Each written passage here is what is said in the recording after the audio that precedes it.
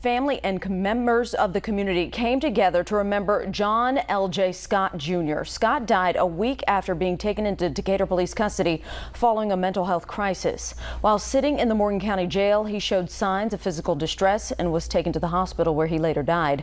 Video of his arrest by Decatur Police circulated online, generating a lot of concern and even more questions. To ensure complete transparency, DPD has turned the investigation over into what happened to Scott to the Madison County Sheriff's Office with assistance from state investigators and the FBI. Now, family and friends say they are in pain tonight as they gather to remember LJ in a candlelight vigil. WAFF 48's Nick Ballinger is live. Nick, Scott passed just days ago. What were the emotions like inside? Well, Margot, family and friends who knew LJ tell me it still doesn't even feel real to them. It was just on Tuesday when they lost who some have referred to as a spark in their lives. And even with the fantastic turnout tonight, this family is still asking the people in Decatur to stand by them. 2 days worth of emotion since the death of John Scott Jr. were poured out in Decatur. Lord, restore Decatur.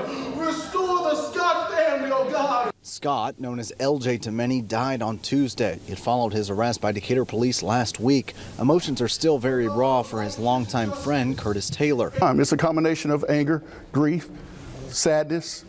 It's an emotional roller coaster. The police encounter came after 2 phone calls over Scott experiencing a mental health crisis. He was asking for help because he was having a crisis, and all he wanted was somebody to understand. He was taken to the hospital from the Morgan County Jail where he fell into a coma after officials say he was showing signs of physical distress. If you are against the injustice that's happening in this city, it's time to open up your mouth.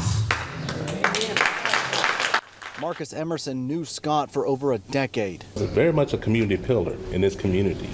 Without question. And no question, he just wanted, to work together. He wanted to see people love each other and love one another. We as black men, we deserve to die old.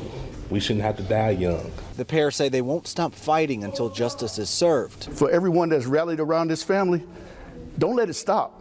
Don't let it stop after the funeral services. Don't let it stop a week after that. Continue to love on this family. Until then, they'll continue to remember their friend. He was a gentle giant. Like LJ be like, come on, man. You put that arm around you, be like, God. I can hear that Yonkers draw. Yeah. And be like, come on, big bro. Aight. Yep.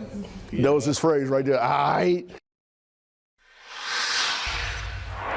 They just missed their friend. Now, an autopsy is now being performed on Scott to determine his cause of death, and the Madison County Sheriff's Office has taken lead in this investigation.